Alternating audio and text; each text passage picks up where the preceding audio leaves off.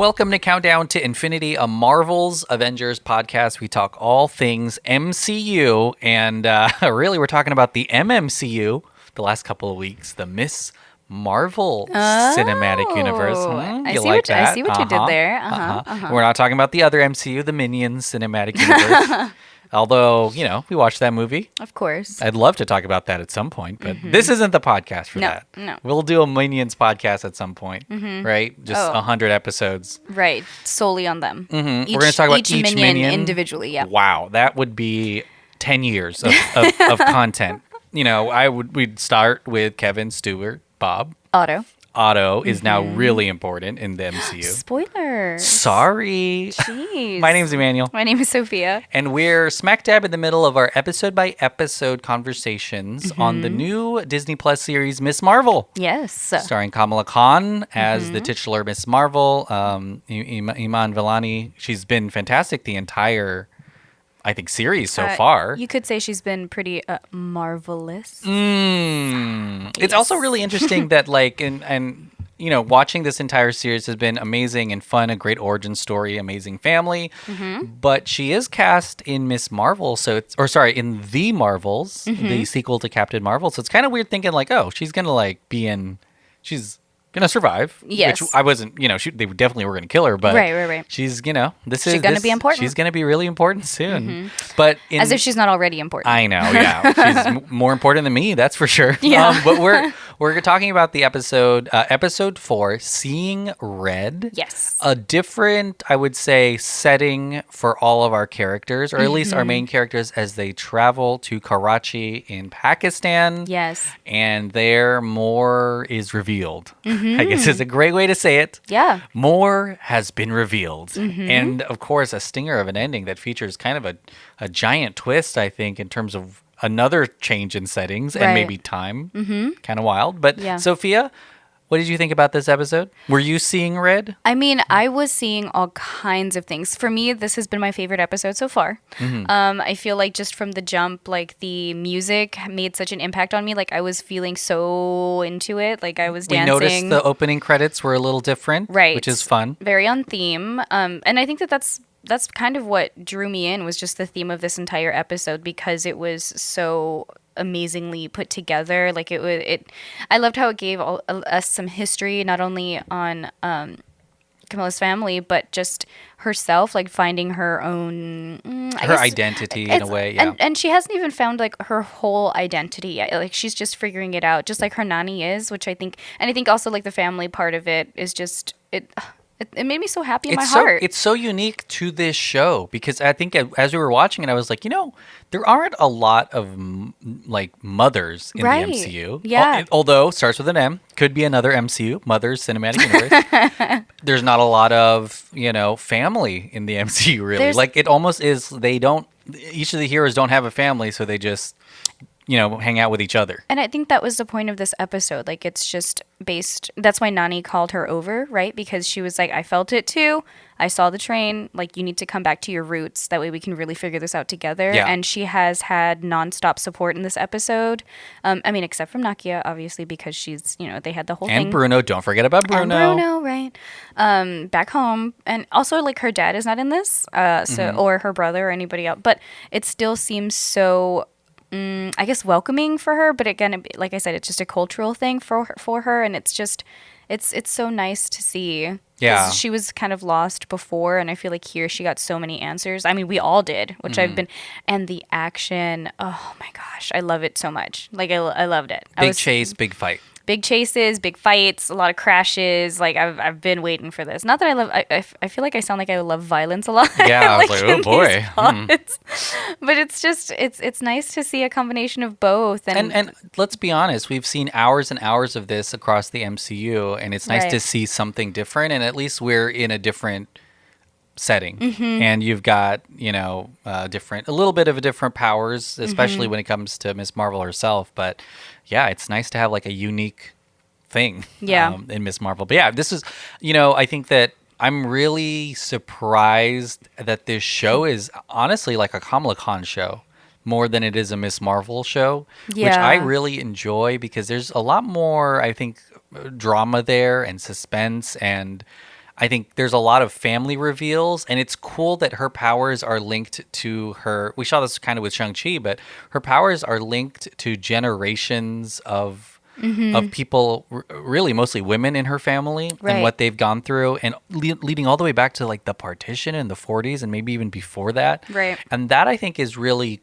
cool to see that her power, the Jinn, the Noor, all of that is really encased in a lot of purpose. And I think we saw this when she meets the Red Dagger and Waleed, and they kind of, we'll talk about the dimension stuff, but even before that, like, it seems like she's just a part of this giant story, and that's and it's history, and it's kind of her destiny to be where she is, and that's really cool. It's not like someone who just finds a power, saves someone, and then decides, I'm going to do this now. Seems like she's a part of a story, and It's like it's like a bigger purpose. and it ends with something really special too, and we'll talk about that, at the end. But yeah, that sense of purpose for Miss Marvel is really unique, and I love how it's multi-generational, and it is not necessarily a classic coming of age superhero thing, even though it has a lot of that too, because when we're back in Jersey, it's kind of like you're almost watching Peter Parker as Spider-Man, her going to school,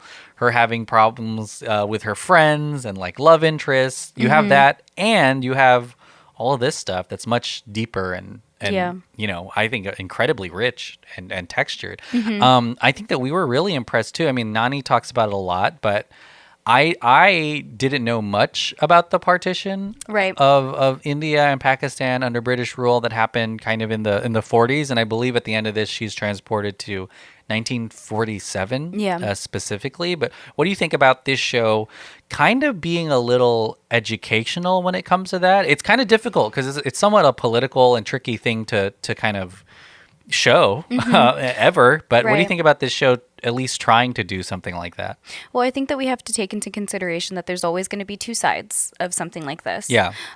Which obviously is understandable. And for us being an audience that's kind of separated from that. We're in the Western world, yeah. Right. We have no idea. We're not taught this actually we're not taught this in school, and so this was kind of really refreshing because I didn't realize like the extent of everything. And like the human story of it. Yes, yeah. Yeah, Oh, yeah. 100%. Like the realistic, like actual events that happened. And I think it's nice to see how it impacted so many families because even though this is just a show, like obviously we're doing our own not like full in-depth research, but we are like looking up like is what actually happened. What happened? Yeah. And so I think it's really nice. I think it would be even better to have this transition into like some conversations that can be had in families. And it may happen because again, this episode ends and you think, well, we're going to be dealing with this for at least another episode. Right. Yeah.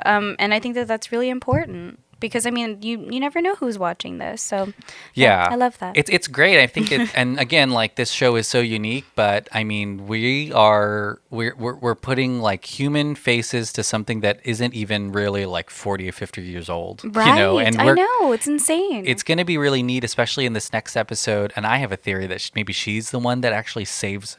It's maybe Back to the Future style right, where rules she saves here. But if she saves her great grandma, which allows her to be alive, because if she doesn't do it, she would disappear. I don't know, but it's possible. But anyways, like apart from all of the sci-fi stuff, like it's really cool to see it.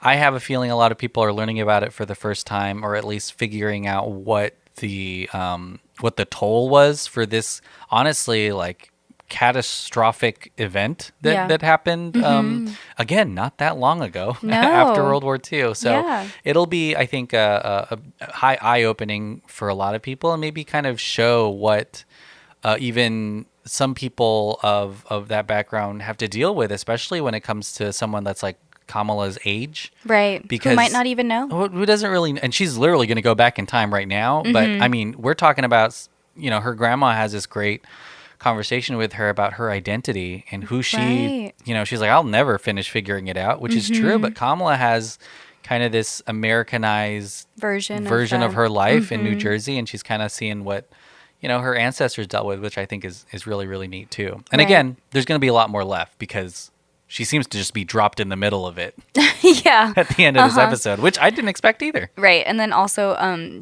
just sprinkle in some superpowers there, Yeah, sprinkle in some superpowers that come with the family. That's the other cool thing that happens when we meet Red Dagger and Waleed is how many times is she going to get trained on this? Because she's going to be pretty damn good soon. Because we got Bruno kind of helping out, right? And then we got someone who knows what they're talking about. I feel like we have maybe like one more training montage. Yeah. One more, at least one more. I mean, with her great grandmother, that'd be cool. That's what I'm saying. Like way back in the day. Yeah.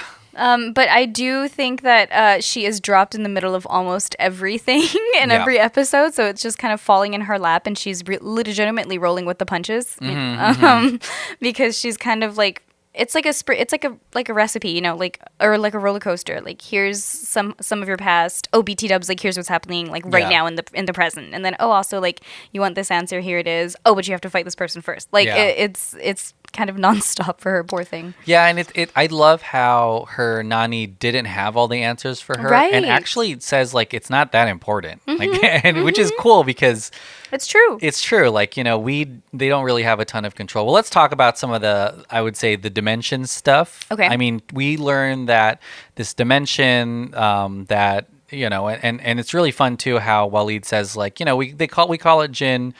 I think he says specifically if Thor was dropped in the Himalayas, they would call it Jinn too, just because that's just what they called everything that's not explainable. Right. And the fact that it appears to be like a dimension on top of our dimension that's being held back by that wall.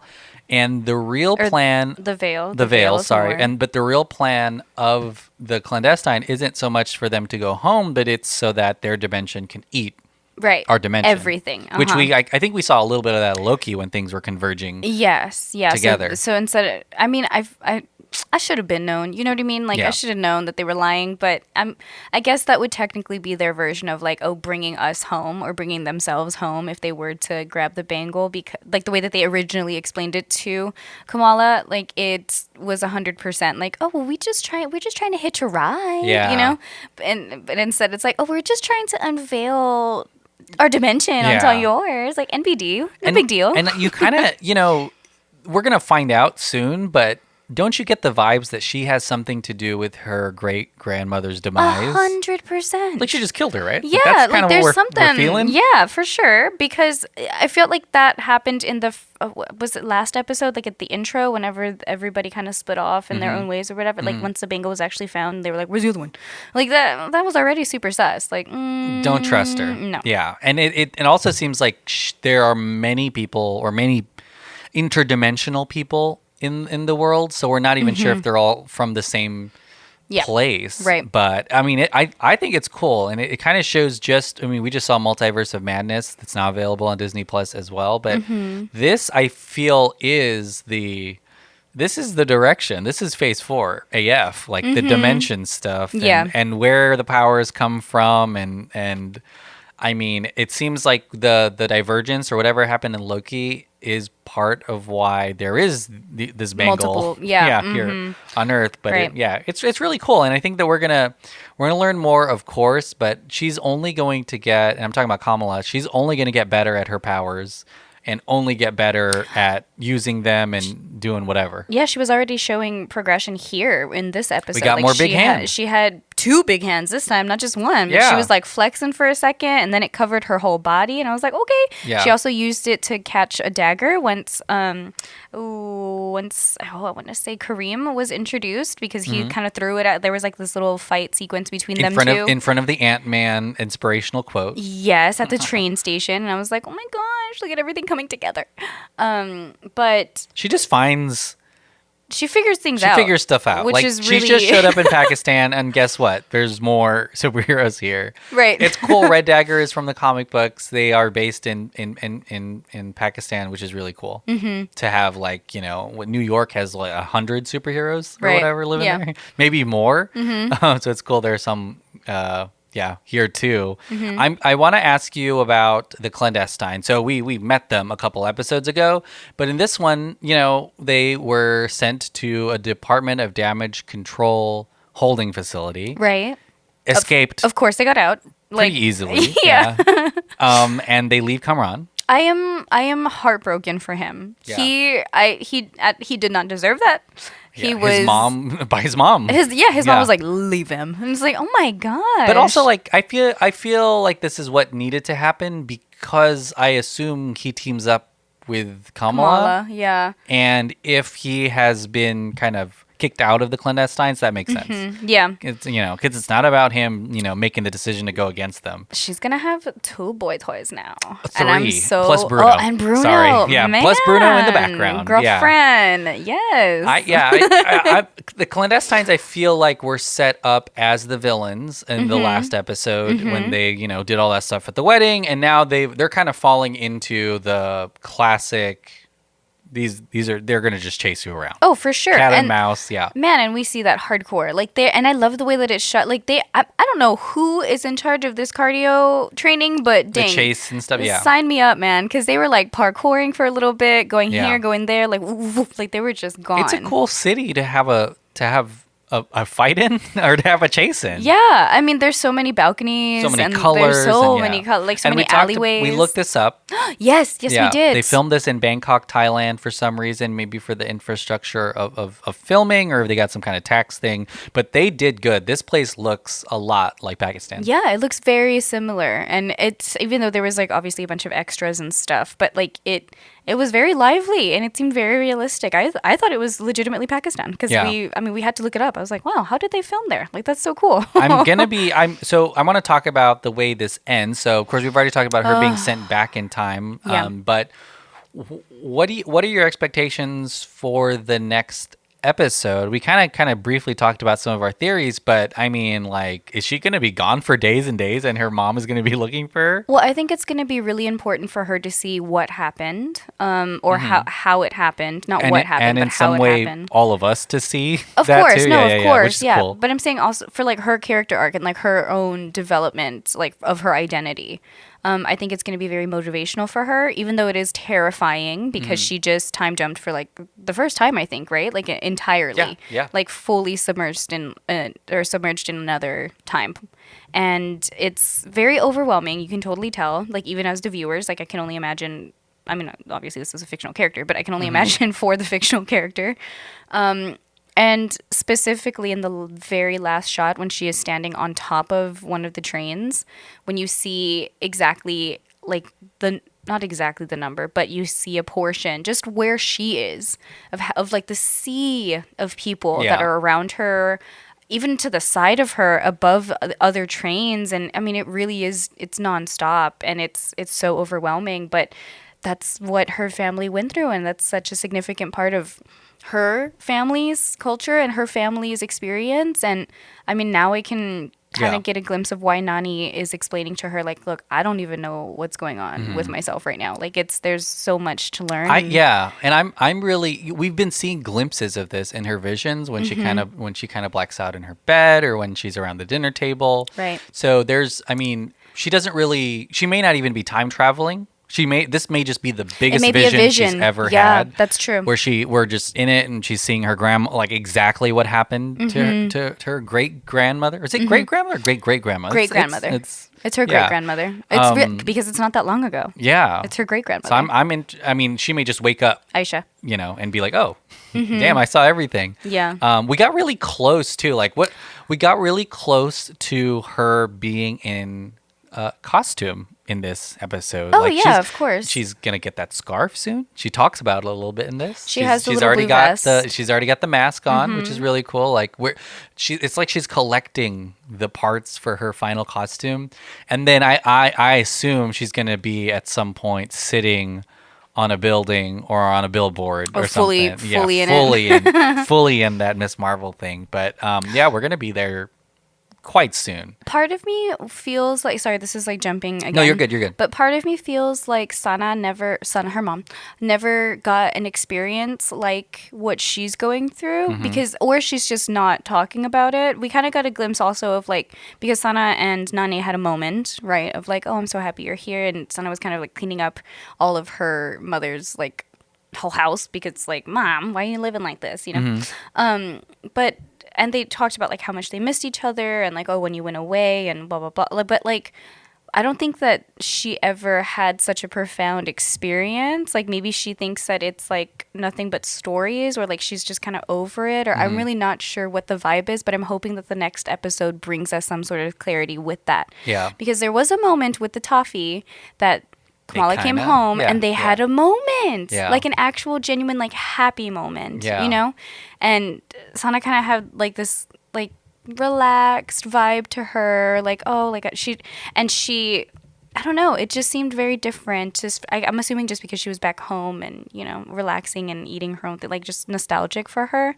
But I'm hoping that either she shares her own experience with us or with Kamala, or Kamala has the chance to share with her all of her visions, if this is a vision, how it ends, or like to share with her the history that she's aware of now, or, you know, whatever the case may be. Because even when we first learned about this, remember, it was the dad that told us the story of Sana's family. Like it didn't come from her herself. Yeah. Does that make sense? Like remember at the dinner table, like it was, all of the story came from him. It didn't come from her mom. I think we're also headed towards her mom. I mean, it's kind of hard for her mom not to know exactly what's happening in the comic. And I just had to look this up. In the comic books, she does reveal to her mom that she's Ms.Marvel, but her mom already knew. And I think that's going to be similar. Because I mean, like, this is even more so. She's ingrained in it. Like her mom, her grandma knows, you know. Like so, I think her grandma was straight up like, "Oh yeah, you're a Jin."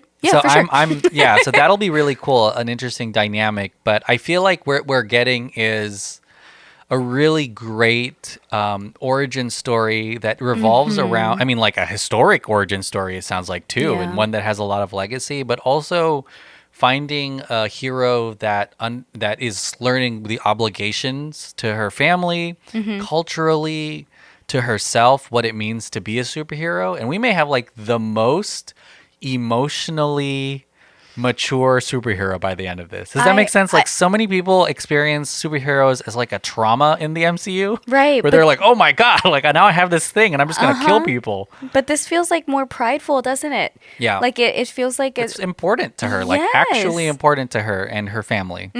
So it's cool. Like I'm excited for it. It represents so much more. And which is crazy because she had already believed in supers before. Do you know what I mean? Like she already idolized but it was them. Super, it was on the surface. She was like, oh, this is cool. Captain Marvel's cool because she saved the planet. Right. What everyone else is, you know, they look at icons and they, you know, say this is super important because I can dress up like her. She cosplays as Captain Marvel. Right. In the beginning of this. And she I think is going to prove that she is not just capable but ready to be a superhero. Yeah, which is really neat. You don't have a lot of this. She deserves it.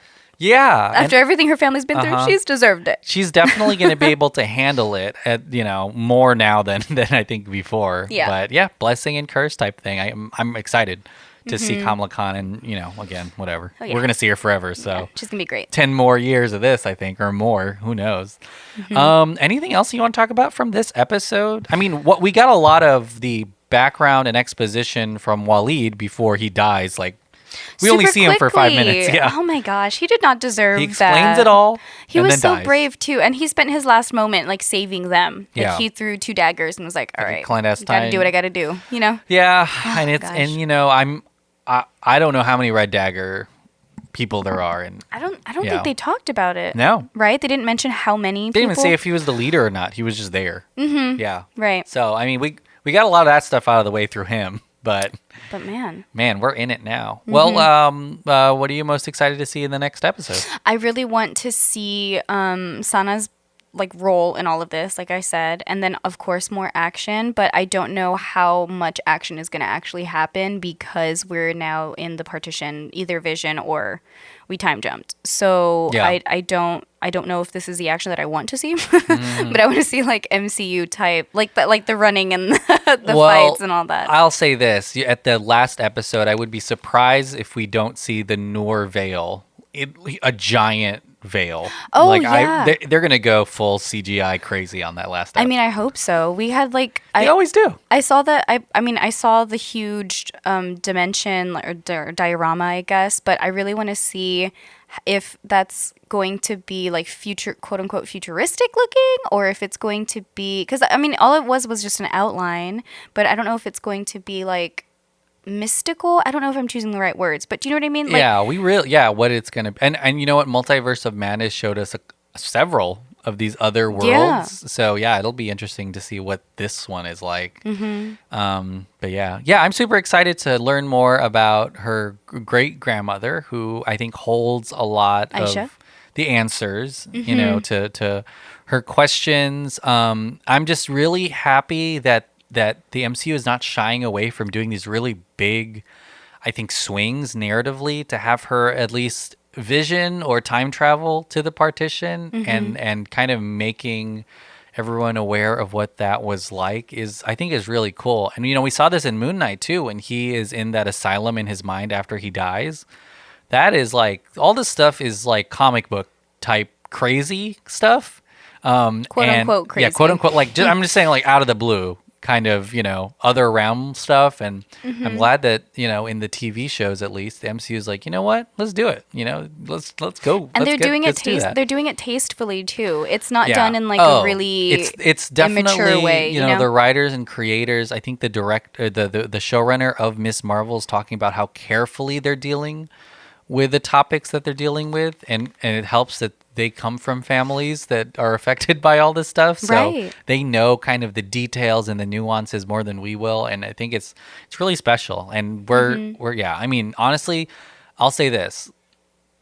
We've watched all the MCU movies that have come out recently, and Thor's coming out this week. Oh my gosh, we got to watch that. But I've been really impressed by the shows. Like, we're really doing a lot more in these shows. Right. I feel like I'm more appreciative of what they're doing within the shows. But again, like, they have more time. Yeah, we're spending 6 hours there's with 6 episodes. Than they could fit ever inside of just a 2-hour long movie. But I think I'm getting much more emotionally attached to these series than I have ever felt with it's so good. with anything MCU. It's hard not to root for someone that you spend that much time with and like dive deep into their family and their past. I mean, I'm not talking about just Ms. Marvel, but I mean, even Loki was really emotional. I mean, was even whoa. From the jump with WandaVision, that hit Hawkeye, hard, man. All of it so good. So I'm really impressed. Well, we will be back next week, of course, to talk about the penultimate episode. But I want to prepare you because Thor: Love and Thunder is coming out this Thursday. You're gonna hear so much of Emmanuel. We'll have an episode out on Friday. It'll be no